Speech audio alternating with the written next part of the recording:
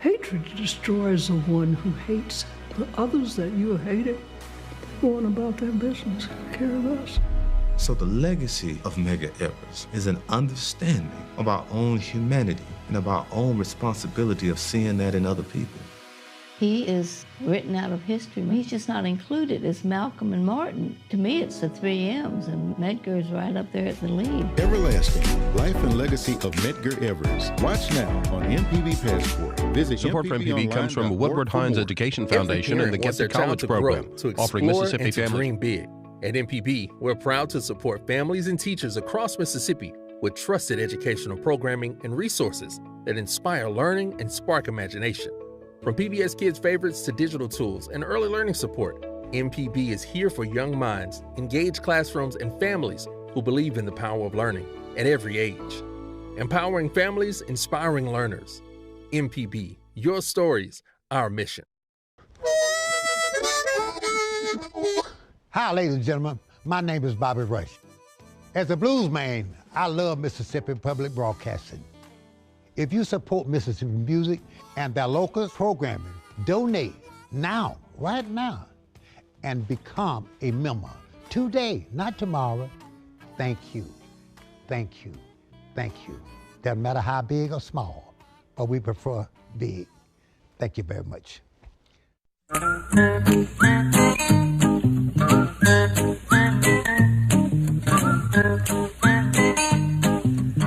Okie dokie, folks. Welcome back. Horticulturalist Felder Rushing. In the next hour, we're talking about gardening in Mississippi or anywhere near the South. And John, good morning. How are you, sir? Oh, man, good morning, Felder. I'm doing fine. It's always a pleasure to be here every Friday with my guy. Well, we're going to be having a good time. Got a lot of weird stuff to talk about, but it is a live program, and we want folks to call in and talk about it. What you doing, man? I'm just knocking stuff around. Listen, it's one of those mornings, and I want to go ahead and tell you what my sweetheart pointed out, that I got my T-shirt on inside out. Even on the live stream, no one would have known. Well, you know, that means I can wear it again tomorrow because it'll be clean on the inside. There you go. Anyway, there's a lot of stuff going on right now this time of year, John. As you know, you're going down to the, is it the American Folk Festival? National. Yeah, the National Folk Festival is happening all weekend long. MPB is going to be down there in full force. We're going to be broadcasting live here on the radio starting tonight at 7 o'clock. Who's on at 7? We got Dale Ann Bradley, Bluegrass Royalty, and then closing out the night tonight is the legendary Bobby Rush. Bobby Rush, man, oh man, oh man. You know, it's all about folk stuff. I understand they got oompa bands. They got guys who play those long horns from Switzerland. Yeah, and that's the thing about folk. You know, a lot of times when people think about folk music, it's kind of tends to, you know, clog dancing, there you go, and banjos and stuff like that. But no, it's just folk traditions from all across the country, all across the world, and it's happening in Jackson for the next 3 years. So this is major. All righty. Well, as a matter of fact, I chose today's cheesy tune because there's some folk music from where I spent a lot of time, a little village in northern England. But anyway, and it's flower related. But for the next hour, it's just talking about gardening. I brought a whole lot of stuff to talk about. And as a matter of fact, I want to start out, those folks who are watching on live stream. And if you're not on live stream, sometime check it out. Don't be scared. Go online, go to YouTube, and in the search box, Mississippi Public Broadcasting or the Gestalt Gardener, and you can see stuff like this. Well, I'm going to hold this up. I don't know if they can get back behind me, how close they can get with this thing, but I found it when I was sifting my compost the other day. There we go. It's getting closer and closer. Java, it's a snail shell. That's what I was about to be it's an old a seashell, but it's a snail shell. It's an old one, and notice how it's pointed. It's long and skinny, and it's sort of shaped like a little spaceship. It's a pretty little snail shell. It's kind of brittle, too, now. Well, it's because it's old. It was in my compost. Okay. But it's something unusual about the snail. Most people say snails and slugs are bad, unless you're something that eats them for a living. This is a native snail. It's called the rosy wolf snail. Okay, I mean, usually these snails, they're sort of a rosy, almost a pink color when they're fresh. This is an old one, but the rosy wolf snail three things. First of all, it's native to Mississippi. Second of all, it is the fastest snail in Mississippi. And this is a creature comfort type thing, right? Yeah. Fastest snail, believe it or not. They don't even have feet, but some of them can outrun others. But get this, what the rosy wolf snail does for a living is eat other snails. It's a predatory snail. It's a good guy. It's fast. It eats other snails and slugs. So if you come across a long, skinny, about half the size of my little finger, pointed, pretty shell, and it's kind of a rosy pink, have a snail, it's a good guy. Leave it alone because it's looking for stuff you'd rather not have. So how's that for Think Radio? And I typed in rosy wolf snail into the Google machine, and a nice video of the rosy wolf snail eating another snail. No. Too much information. Popped up. Too much information there. Too much. But anyway, we got plenty of time to talk with folks who want to give us a call. It's toll free, 1-877-MPB-RING. Glad to talk with you. I forgot to mention last week, Java, I went down to Ocean Springs a week ago last Friday, and walking down through the pretty little village, they got little restaurants and pubs and stuff like that. It's a nice little outdoor feeling. Walking through there, and some guy stepped out of the shadows smoking a cigarette, and an old guy, long hair, scraggly, probably worked in the kitchen, not to disparage, service workers, but he was standing outside the kitchen of a place, and he pulled a cigarette out, and he said, "Hey, aren't you the truck dude?" You have so many monikers, man. Yeah. Not. Aren't you the Gestalt Gardener in Mississippi? No, aren't you the truck dude? I tell you, people like my truck more than like me, Java. They know it, man. That's right. But anyway, so I felt pretty good about that, being recognized in the dark as the truck dude. The truck dude. Yeah, and that's okay. I've got my garden back in the back. I pulled out a couple of the summer annuals, a marigold, a zinnia. I put in the peppers. I put in some kale and some violas. So you flipped your truck garden for this time of year. That's right, flipped it. And that's a good way of putting it. There's probably need to come up with what genre of words is that? That's not internet stuff like cutting and pasting your weeds, or deleting weeds, that kind of thing. But no,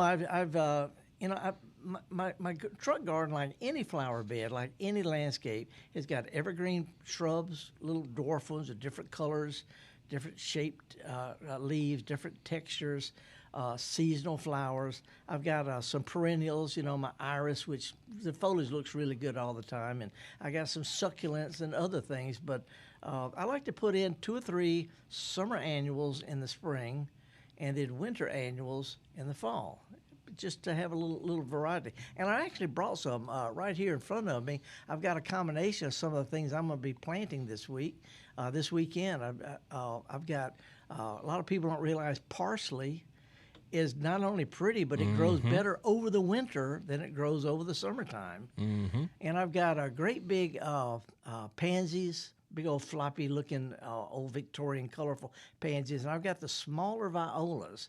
The viola I go with is the one that's purple and yellow, and it's called Johnny Jump Ups. But the Johnny Jump Ups, the parsley, the big pansies, and also stick a little white Dusty Miller in there because it's something about Dusty Miller that just makes all the other flowers look good, kind of a gray-green thing. So this is what I do in just 2 or 3 little small flower beds, and I put the same stuff in each of the beds, so collectively they make the whole garden brighten up, and I only planted 3 or 4 little beds in pots. Now, what about these peppers that you got in front of you? Oh, my peppers. I harvested those. I grew something, Job. I grew something. I got some little tiny cherry tomatoes that made it over the summer, but I've got some hot peppers. There's one jalapeno, but these are mostly Tabasco-type peppers. I like to grind them up, spread them out on a cookie sheet, and, just dry them a little bit in a low oven, and then I sprinkle them in my spaghetti, my chili, just even my macaroni and cheese. I put a little pepper flake in it.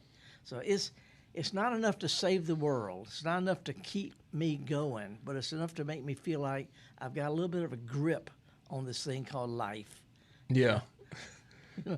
just calming down a little bit. Well, it's funny. I was talking with some other gardeners the other day, and they were talking about how they, listened to the show, and their tomatoes didn't do right this year for whatever reason. Yeah. And they spent some money trying to make it happen, and they were listening to you about how you could have just went to the grocery store and got your tomatoes instead of all of that trouble. That's right. And I garden food-wise because I'm gone a lot, I travel a lot, and I'm not a good gardener. I'm a garden expert. To be a good gardener, it's not what you know, it's what you do. And, and I don't really do that much. I don't water a lot. I do some weeding and mulching and planting. But if it needs a lot of care, I just, it's just not what I do. Some people fritter away their time on a golf course. Some people spend time in the garden. I'd rather just sit inside and watch Gunsmoke or something. But anyway, I have planted some stuff. As a matter of fact, one of the things I did this past week had some rotten wood in my deck. I got a couple of decks left, and I had to replace them. And I put some boards out, replacement boards. And have we ever talked about bark side up? Yeah, it's with the with the rings or something. If you're on, let's go with picture number 1 here. If you're going on, if you're on the live stream, you can see this bark up. I mean, putting it where the rings you look at the end of the board, and the rings either go up and back down like a rainbow, or up and down and back up like a smile, or down and up and over like a rainbow. You want to have it up and over like a rainbow because that way the wood sheds water. If you have it where the curves go up, it soaks water in, it cracks, it splinters. So you want the rainbow, not the smiley face. You want the rainbow, not the smiley face. And, not there's anything wrong with smiley faces. But anyway, that's just one of those things. I also spent a little bit of time with my compost. Now, have y'all started a compost yet in your garden? Yeah, we have, but it's different from yours because, we talked a couple shows ago, you just throw things in the pile. We have the turners and we put cardboard in it, and we have to turn it every so often. That's our compost. Well, and that's fine. It's a hobby, So let's show this picture number 2 of my compost. Yeah, day before yesterday, you can see in the back I've just got a pile of leaves and stuff, and where I throw my kitchen scraps and my weeds and pulled flowers. But on the right side is that little pile. Well, that's the finished stuff. In Java, I didn't do anything. I just pile stuff up, and you dig down a couple, 3, and it got that beautiful stuff. And then I run it through a little 1/2-inch hardware cloth, and see, I've got a whole trash can full of beautiful finished compost, and I didn't do anything. I didn't do all the stuff I tell people they got to do: thermophilic bacteria and green and brown and carbon nitrogen ratio and all. I don't do anything. I just pile stuff up, and it worked. It takes a little time, but Java, once you get it started, then it's a continuous process. You can always add stuff. You can always dig stuff. Well, see, that's what I was going to ask too, though, because you say you throw your kitchen scraps out of there. How do you keep the critters? I don't. I put it where I don't see them. And just let it be.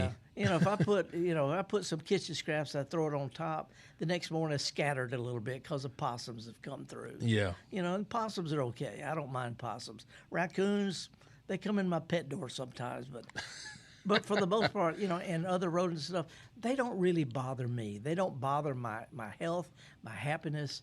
And so I just and if it's something that's particularly attractive, let's say, to other life forms, yeah, I just bury it. I got an old piece of shovel. I pull a little compost back. I throw it in. I pile it back up, and they can't find it. And if they do, they're turning and aerating for me. So anyway, it's just one of those kind of oddball things. I don't do any of the stuff that I tell people they ought to do. But it works. It works, because there's horticulture, which is goal-oriented, and there's gardening, which is process-oriented. I used to have a button that says, "Take my advice, I'm not using it." Because the garden is not a race, unless you're trying to fill a freezer. So anyway, we're going to take a quick break. We've got the lines wide open. Anybody want to give us a call this beautiful Friday here in November, first Friday in November, we're going to be talking about gardening. So stick with us, folks. A little bit of news and come back. And by the way, Java, I really shouldn't say this, but Halloween night, I was walking around there, I shook down some kids and made them give me candy out of their bags. Trick or treat, little kid. Bad Felder, bad Felder. Thank you. We'll be right back.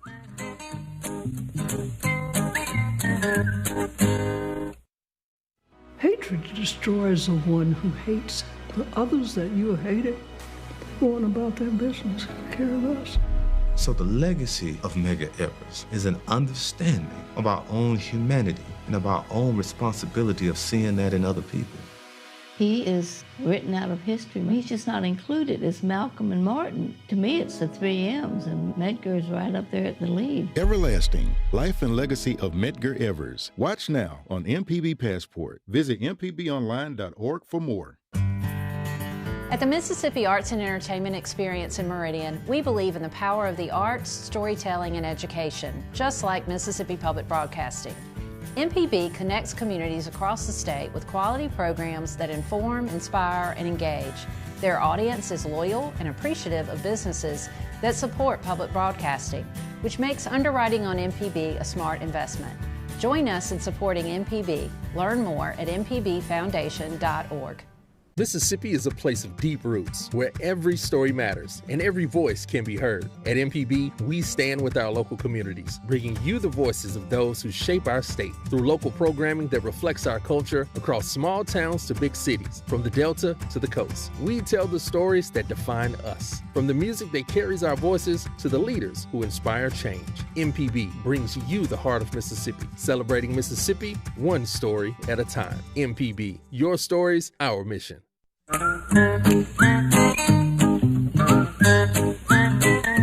righty, folks, welcome back. Horticulturalist Felder Rushing, and the lines are strangely quiet this morning. I was just thinking, I was like, I wonder if our phones are even working this morning because I ain't got any calls. But anyway, if you want to chat about something, I know you got some things going on because I'm the administrator of the Mississippi Gardening Facebook page, and there's a lot of stuff going on. People are covering stuff up. You know, we've had some freezes in north and north central Mississippi, some frost. And a lot of people have started bringing their plants in or already brought them in. I'm going to bring mine in tomorrow because in Jackson it's not supposed to freeze until Sunday night. Yeah, but also that Tuesday, I think up around maybe Monday, Tuesday, we're supposed to have some 29 degrees and stuff. So a lot of people are going to be thinking about how to, take care of that. A lot of people are asking, should they cover up their roses? And no. You don't need to cover any normal stuff up, normal outdoor stuff. I would think about covering some of it. It gets down below 15 or down to 10 or something like that. But even then, most of the time, it makes it just fine. But this kind of weather, the only thing that I would cover up, if anything, would be if you've got some tomatoes or peppers that are still producing a little bit. If you get them over the next 3 or 4 nights, then we have what they call second summer coming up, and they'll produce well the rest of November. But the only thing I would really bring in would be tender tropical plants. That's about it. And there's plenty of stuff you could do. I was at the Agriculture Museum the other day, the herb garden. Master gardeners, the metro area master gardeners take care of it. And one of the coolest gals there, her name is Jerlene Price.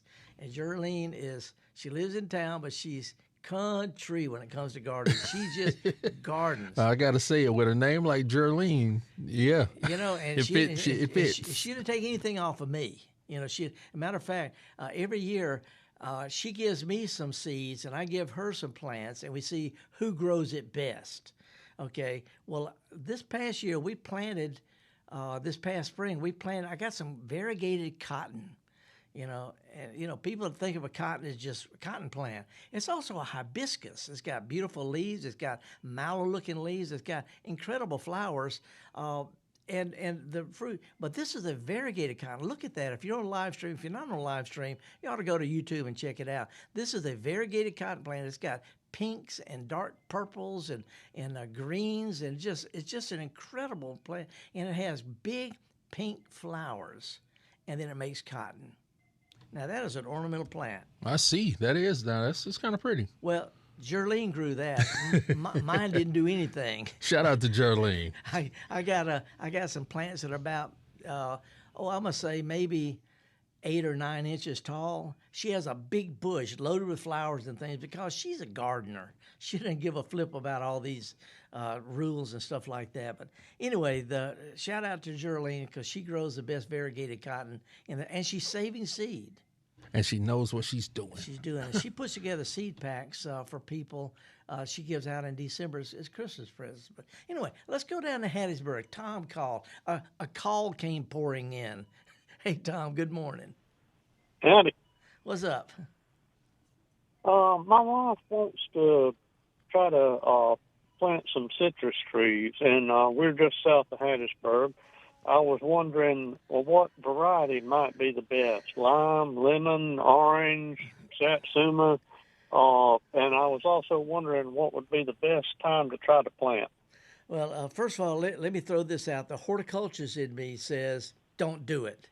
But the gardener in him says that a few people manage to pull it off. Most people find when they put citrus plants out, unless you're on the Gulf Coast, within a few miles of the coast, most people find that they freeze in the winter. They either get killed or they lose their flower or fruit. So you're not in citrus country. So it's going to be a gamble is what I'm saying. I wouldn't plant any more than you're prepared to lose. The alternative is put them in big pots, and if it's going to get down below, let's say 25 or so, 25 upper 20s, drag them into a garage just temporarily. But if you can move them in and out in containers, you can grow any one of those things: grapefruits, lemons, limes, mandarin oranges, kumquats. Kumquats will take more cold than anything else, and you can eat them skin and all. But my recommendation as a person been doing this for 40 or 50 years, keep them in pots and be prepared to drag them in. But other than that, if you can find a place that's kind of protected, maybe on the south side of a building or south side of a fence where the cold winter wind gets knocked off, then you can give any of them a try. But kumquats, satsumas will take a little bit more cold than the other citrus. But it's just going to be a gamble, that's all. All right. Well, like I said, what would be the best time to plant? Anytime you can get them. Any plant that's in a pot, whether it's a lemon tree or a rose or azalea, anything that's in a pot, you can plant anytime you can dig a good hole, because you only get one shot at digging a hole really well. So what I would do is I would dig the hole and then go back and dig it again to make it a little bit creamier, I guess, nice wide hole. And when you pull a plant out of the pot, if you'll loosen up the potting soil, don't just pull it out and stick it in the ground, loosen up the potting soil and a few of the roots, then you can plant pretty much any time you get around to it. You might also want to keep in mind, Tom, that if you keep the plants pruned into small shrubs, then it's easier to put up some PVC or rebar and throw a piece of plastic over them in cold weather. But pruning them to keep them more like bushes rather than trees, you'll have a better chance. But anytime you can get them, go ahead and plant them. All right, good deal. Thank you, sir. Okay, good luck. Okay, and let's slide from the southern third of the state all the way up to Horn Lake. Sarah, good morning. How are you? Good, thank you. What's up? I want to know what you think about pruning hydrangeas, particularly a couple that I just transplanted. I don't know whether to thin them out or cut them back, or I'm just not sure what to do. I've got some I've had for years in the same place and a couple of others that I just transplanted, and I've never pruned the ones that I have that I leave in the same place. Do they bloom okay? Prune the transplants. They bloom okay, the ones you've had a long time? They're still blooming, which is ridiculous in November. Yeah. Now, here's the deal. There's different kind of hydrangeas. There's a summer one called Endless Summer, for example. You can prune it like you do a rose. It blooms on new growth, so that's not a problem. But the old-fashioned mophead, what we call the French hydrangea, the blue or the pink or the purple kind, if you know what I mean, those bloom on new growth in the late spring as long as it comes off of last year's growth. So you don't want to prune those hard. If you'll follow the branch from the tip end to where it started growing, where it first started sprouting, leave about half of that. What sprouts off of what it left will bloom. But I think it's important to prune newly transplanted plants because they have more top than they've got roots. And next summer they'll put on more top before the roots can catch up. So I think it's good to thin them out, cut them back a little bit just to help get them established better. I would wait till wintertime to do it. If you prune stuff right now, you're likely to get a little bit more winter damage, particularly up in North Mississippi. But yeah, thin them out, prune them back a little bit. Ma'am? A little bit. I mean, these are like almost waist high right now, so prune them back to like knee high. Well, yeah, follow the tip of grab the tip of a branch and run your finger down to where it sprouted back in the spring. You can tell whatever it sprouted off of. You want to leave about half of that. You can get rid of some of them entirely, just thin them out. But the main thing is don't prune them so hard that you don't have any of this year's growth on it. They'll put out growth next spring, but they won't bloom. Okay. All right. Thank you. Okay. Appreciate it. Oh, I want to ask you, how cold did it get in Horn Lake? It's supposed to be getting like in the 20s Sunday night and Monday, so we'll see. Yeah, we'll see. That's exactly right. It's not like it sneaked up on us. We've been looking for it for a month. Right. So my pretty pink hydrangeas that are blooming right now will not be blooming next Tuesday. Well, that's what spray paint's for, Sarah. Okay. Thank you. You bet. Now let's slide down. It says Central Mississippi. Kat is calling from Central Mississippi. That's where I am. What's up, Kat? It's actually Pat, E-A-T. Oh, Pat, okay. Anyway, so how y'all today? So far, so good. Okay, I have either Navajo or Apache blackberries. About the same. What do I do to keep those then for the coming summer?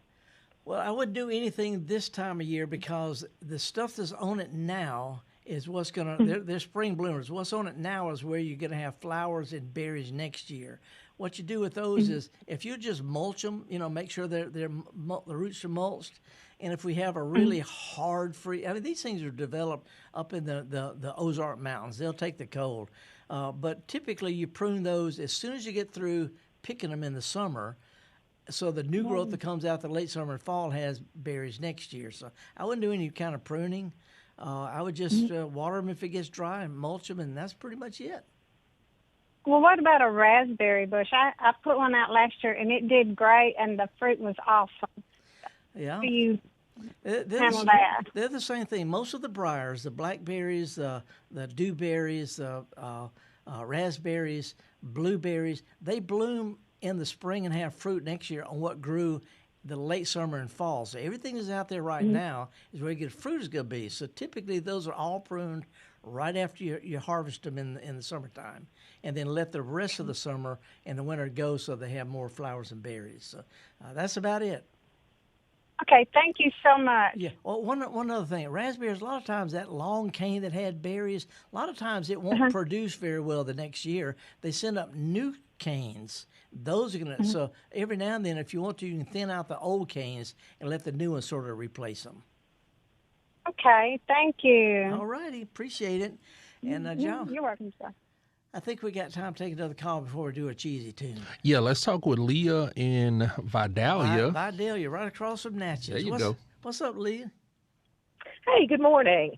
I've been collecting native seeds since the spring as each finished blooming, and I'm trying to establish a certified natural wildlife habitat in my yard. Right. The area I want to use is grass. It's not a particular type of turf. What would you suggest I do on prepping that area for the seeds, and when to actually put the seeds down? I don't want to just feed the birds. Well, the seeds need to go down. If they're spring bloomers like Coreopsis and black-eyed Susan and things like that, they typically sprout about now. So what I would do is I would just take somehow just lightly till or somehow rough it up the ground so that the seeds get in contact with just dirt. They need to be in contact with dirt.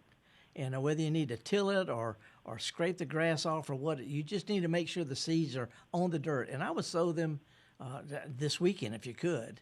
Because, they're already starting to sprout. Things like clover, black-eyed Susan, Coreopsis, they're already starting to sprout. So this is the time to do those kind of things. Okay, and what about the fall things like ironweed? Hold on or plant them also? Well, you could plant them in the spring, or All right. Now, it's not now, let me throw this out. I think it's a good idea to put a piece of a split rail fence an old tractor wheel or something out there, some kind of hard feature that makes it look like you're doing a garden instead of just a bunch of, because these wildflowers, they don't look great except when they're blooming. So if you put some kind of hard feature, make it kind of garden-esque, it'll look a whole lot better, and it'll give you something to look at while you're waiting. Thank you. Okay, appreciate it. Okay, we could have gone on and on about the backyard wildlife habitat. I've got one of those myself, Java. You know, I went to the National Wildlife Federation, NWF.org, and they got a little simple thing. You fill it out. You got water, bird bath. You got bushes for birds to nest in. You got anything with flowers or seeds. You qualify, and then you get a little sign to put out in your yard. Let people know you're doing it on purpose. And it's serious because not too far from where we are in the studio is a home. When I pass it almost every day, and it has that sign that's like natural habitat. I have one on both corners of my yard. Let people know that I'm doing this on purpose. Anyway, we got stuff to talk about. The pecan crop is looking good, but some people are having trouble with kind of rotten pecans. We'll talk about that, and sumac and spiders and your phone calls. Me and Java Chapman and all the folks at Mississippi Public Broadcasting, stick with us. We got a cool little folk tune from England. The nation's oldest traveling celebration of the arts, the National Folk Festival, is coming to downtown Jackson November 7th through the 9th. Discover the sights, sounds, and flavors of our nation. The full lineup is now available, featuring blues, gospel, Puerto Rican, Irish, Southern Soul, Bluegrass, Korean, Zydeco, Flamenco, HBCU marching bands, Choctaw, Go-Go, and more. It's unique and unforgettable fun for the entire family, and it's free. More at nationalfolkfestival.com.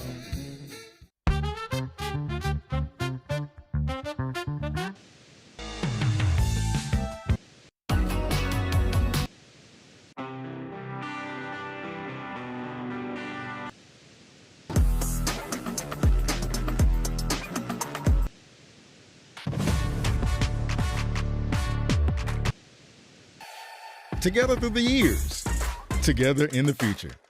MPB, your stories, our mission. The Measuring Show. Since 1970, MPB has been enriching the lives of Mississippians. Everything we do gives us the chance to grow and learn. With your support, we are always there whenever and wherever you need us. Together through the years, together in the future. Please consider making a donation at mpbfoundation.org. MPB, your stories, our mission. Hi, ladies and gentlemen. My name is Bobby Rush. As a blues man, I love Mississippi Public Broadcasting.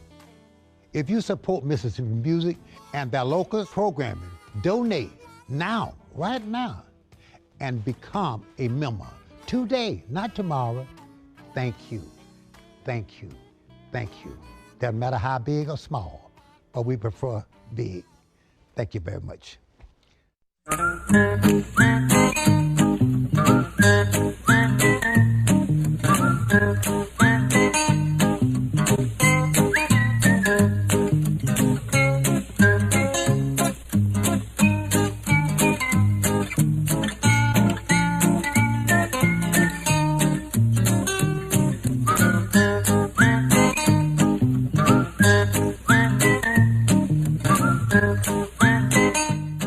Folks, welcome back to Horticulturalist, Felder Rushing and Java Chapman and the folks at MPB. Before we got some pictures sitting there, but let's take a call from Peg. She's been holding on from Mandeville, Louisiana. Peg, how are you today? What's up? I'm good. You doing all right? So far, so good. Yeah. This is a question I've had for a long time. I don't know the difference. I look at it, and I can't tell the difference between Asiatic jasmine and Confederate jasmine. Okay, well, they're closely related. They're just different species. Confederate jasmine is a real vigorous climber. It'll go way up in the trees. Asiatic jasmine will climb a good bit, but it has smaller leaves, and the flowers is not as florific. It doesn't have a lot of real fragrant flowers. So the main difference, the Asiatic jasmine, more of a ground cover that'll climb up a fence a little ways. Confederate jasmine, you can't keep it out of the trees, and it's got really, really fragrant flowers in the spring.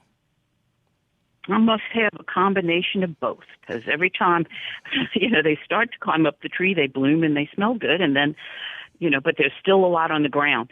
But just whacking it back is the best method for that Asiatic jasmine to control it. Yes, it's like a matter of fact. Yesterday, I spent the day before yesterday, I spent maybe 30 minutes trying to pull it out from under a lot of shrubs because it'll get away from you real quick. But darling, I know that. In general, the Confederate jasmine is more mannerly. It's very vigorous, got bigger leaves, and it wants to climb. Asiatic jasmine wants to stay as a thicker ground cover that will climb, but the leaves and the flowers are the same. But the Confederate jasmine has got just a whole lot more flowers, and they're super fragrant. And it should not be pruned until after it blooms in the spring. Mm-hmm. Well, let me ask you one other question about ferns that might like to be wet. I can't keep the ferns straight. I actually studied them at LSU, not very far from Mandeville. And I know that there's some that do really well in low wet areas. There's some that don't need them. I can't remember them. I have to look it up every time. Okay. Yeah. I just noticed I was doing a fern garden stumpery in my yard. I was so excited about some of these ferns. They didn't even have names on the pots. Yeah. But they weren't happy, and they were in an area where water might sit a little while. Yeah. So is there a plant like an umbrella? What are they called? Are they called papyrus, an umbrella, something that could be in there that kind of looks ferny? Well, umbrella sedge, it looks more like an umbrella without any fabric on it. It's a stem and then a bunch of little skinny leaves that come out at one point, and it does fine. But you could put asparagus fern. You could actually put. Oh, they like water? No, but you could put it in a pot sitting on top of the ground and never water it. Okay. And there's a few other things. There's the holly fern, which is evergreen. I get real confused about ferns. I grow maybe 7 different kinds myself, and I can't remember the names of them. But if you want to email me, you want to send me some pictures, I've got a resource where I look stuff up real quick. That way I don't have to remember stuff. Oh, yeah. I think that's getting to be what I need. Yeah. Well, there will be some fern identification charts. LSU has one. I studied under a guy named Neil Odenwald, and he had he had a whole chapter about landscape ferns in his book. So anyway, I can't help you. Well, I have that book. Yeah. Okay. Well, if you go through I didn't know it. Yeah, he's got quite a few ferns. And it's not pictures, line drawings, which is better than a picture because he does a better job. Great. I have the book. You told me what resource to look at. Good. Well, that's a start. That's a start, Peg. All right. Thanks so much. You bet. And Java, before we go to the pictures you sent, I got a picture I want to put up. It's picture number 3. It's called Faulty Pecans. I was out picking up pecans the other day at my daughter's. Oh, that is so sad. And, the one on the right, it's edible. It's kind of not great, but the ones on the other side, they're dusty, they're broken, they're just terrible. This is a really, really common fungus disease called pecan scab. I wish it had a better name, but scab splashes onto leaves. They have spots. They splash onto the green shucks. They get into the pecan, and they cause the pecan to be molded. This is a real common disease. When we have a wet spring or a wet summer, it's worse. A lot of the big paper shell, real popular pecans are highly susceptible. There is no control other than spraying multiple times with fungicides. That ain't easy. Matter of fact, it's impossible. So some years we have good pecans, some years you have them faulty. It's a very common disease. If people are picking up pecans and finding this, want to know what you can do, nothing you can do. Fertilize your pecans and forget them. Some years you'll have better pecans than others.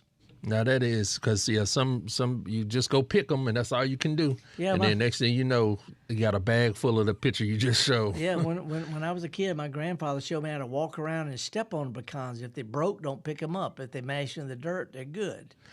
That's a good tip. A good tip. Anyway, you said somebody from the live stream has sent some pictures. Yeah, well, let's see. It was Into the Garden at MPB Online email, and this is Jennifer, and I think we got 2 pictures to pull up. Okay, we're gonna test me. Yeah, the only thing that Jennifer sent was what's this Question mark, question mark. It's some kind of brassica. I can't tell if it's I'm drawing a total blank. Radish, or a turnip. It's not really a turnip, or a mustard, or a bok choy, but it's one of those kind of things. We should have one more picture, a little closer picture of. There it is. Yeah, that looks like mustard. It just looks like a mustard green. That's what I was thinking as well. I didn't know. I mean, maybe Jennifer. There you go, Jennifer. I love your gnome, by the way. Oh, of course. That really prompted me to be like, we got to put this out. We got to put this out. Yeah. Hey, let's go down to McGee and talk with Justin. Hey, Justin, thanks for calling. Hey, Felder, how you doing this morning? Good. What's up? Hey, man. So last October, I picked up some white oak acorns out there deer hunting, and I rooted them, started the trees. I've got probably a dozen, anywhere from 6 inches to 3 foot tall. When can I plant those now, or do I need to keep them in pots until this spring? No, they do better if you plant them in the fall. But let's wait till I don't know if you've had rain, but if you put them out there and they're dry, they might. So if you're going to plant them, water them really, really good. And if we don't get a rain within a couple of weeks, go ahead and water them again. Let me ask you. It's hard to dig the dirt right now unless you got some rain and the dirt's soft. Yeah, we've had some decent rain, but let me ask you this. What about this cold snap Monday, that freeze that we're supposed to get? Should I wait till after that? Doesn't bother them at all. It might be easier on you. Okay. And by the way, when you plant them, if you'll notice where they came out of the dirt, there's about an inch or so between the top of the roots and the bottom of what I call the bark. That's just a little small area.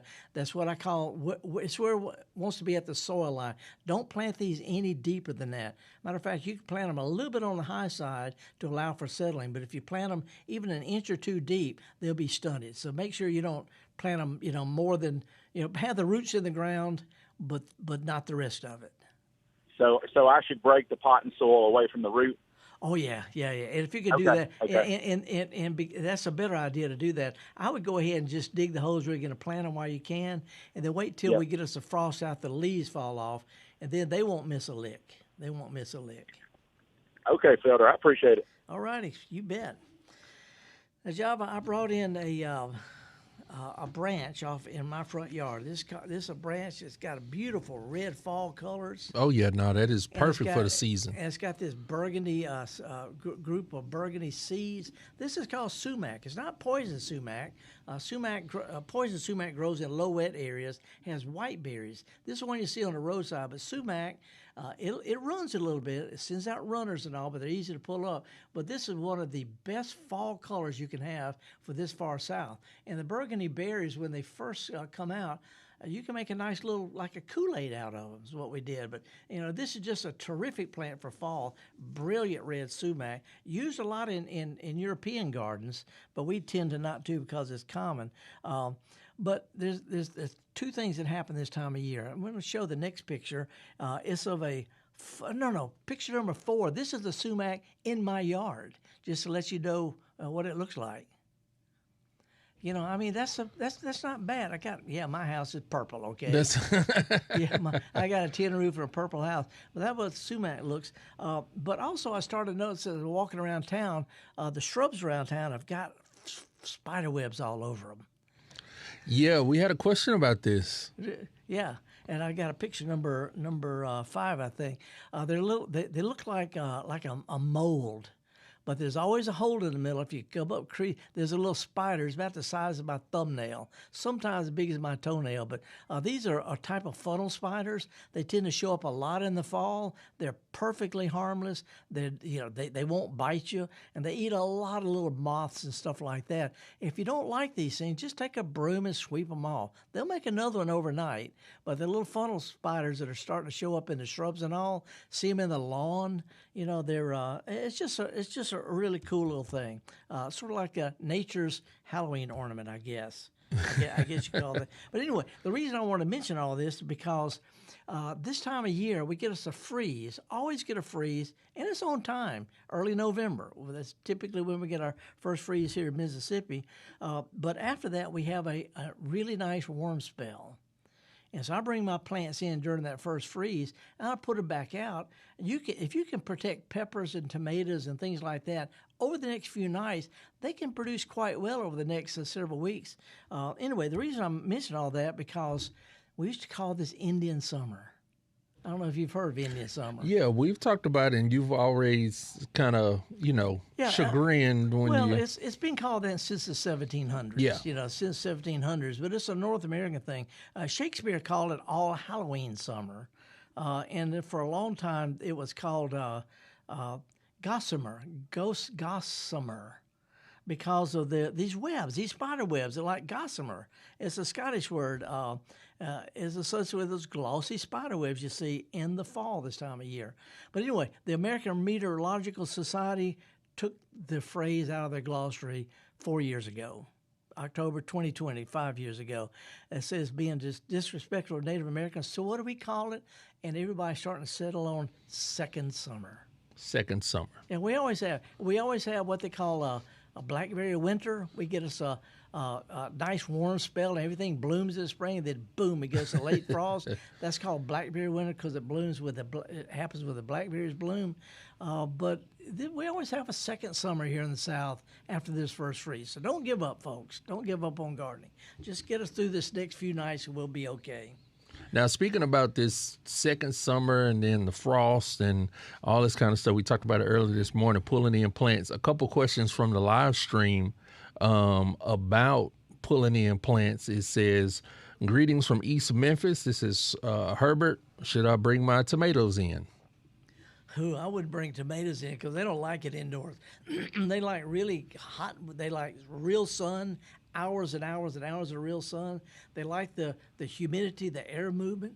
If you're going to try to bring them in over the winter, go ahead. But I think if you'll just protect them over the next few nights, then they have a pretty good chance of producing the rest of the month. But it's hard to pull off tomatoes, hard to pull off peppers indoors. But tomatoes have a terrible time indoors. They just really do.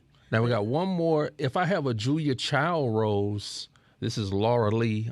If I have a Julia Child rose in a pot, do I need to move to my garage this winter, or will it be okay? Well, if it's in a good-sized pot, it'll be okay. Just if we have a hard freeze, water it ahead of time. Plants that are moist do better in cold weather than plants that are dry. But if it's in a big pot, you want to move it up against the garage. But Julia Childs will grow outside in Indiana. See, so the main thing is a plant that's in a container is more susceptible to root damage than those that have the roots insulated in the dirt. Might even want to think about digging a hole and setting it down, the pot and everything in the hole, and then mulching the pot with leaves, and the next spring pull it back out. But I would only bring it in if it's going to get really, really cold, and then just temporarily. So anyway, let's go to Mobile, see what Mikey's up to. Mikey, good morning. Hey. Howdy. What's up? I'm not able to pull things in anymore, or not much, and I grow container things, yep. And my question is, if you use something like a combination of, well, somebody probably threw it out after their dog slept on it. The old bed mats things, Yeah. The foam rubber things, Yeah. and cardboard, both of which, of course, will fold flat and or fit inside trash bags, and to keep the wind and you do want to water them first. I just heard that from you. Will that be enough? Okay, because we're toward the end of the program, I got to cut the chase. If they freeze, they're going to die.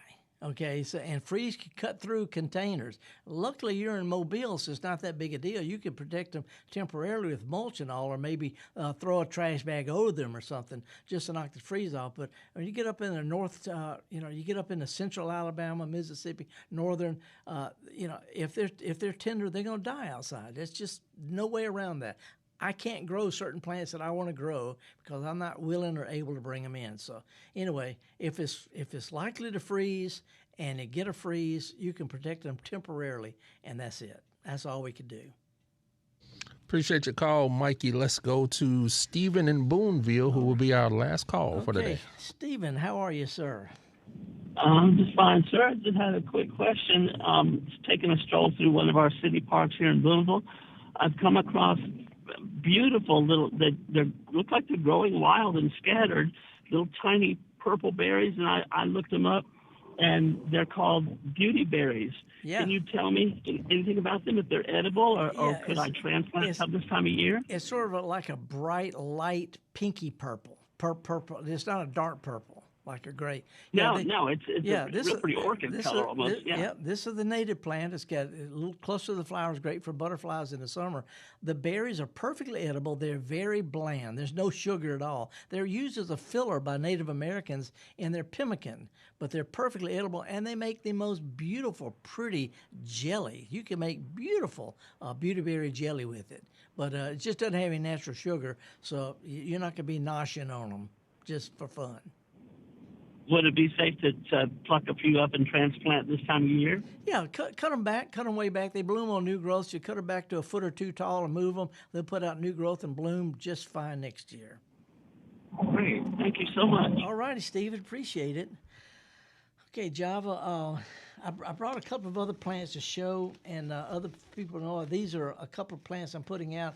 I have the ornamental cabbage, pretty pink and green. They've got some pink ones, green ones, white ones. And I also have Swiss chard, which is a very nice edible plant. It's colorful. I got reds and yellows and a green. Just a beautiful plant. Looks good in a pot, and you can eat it when you're tired of looking at it. It's called edimental. So between the pansies, the violas, the parsley, the lettuces, the kale, the Swiss chard, the cabbages, you can have a nice looking garden this time of year right through the wintertime, so you don't have to worry about pulling all your zinnias and your tomatoes and moaning and groaning. Gardeners, just pull yourself up and keep going on. That's all it is to it. Well, I got a little cross there, didn't I? Well, I mean, it is November.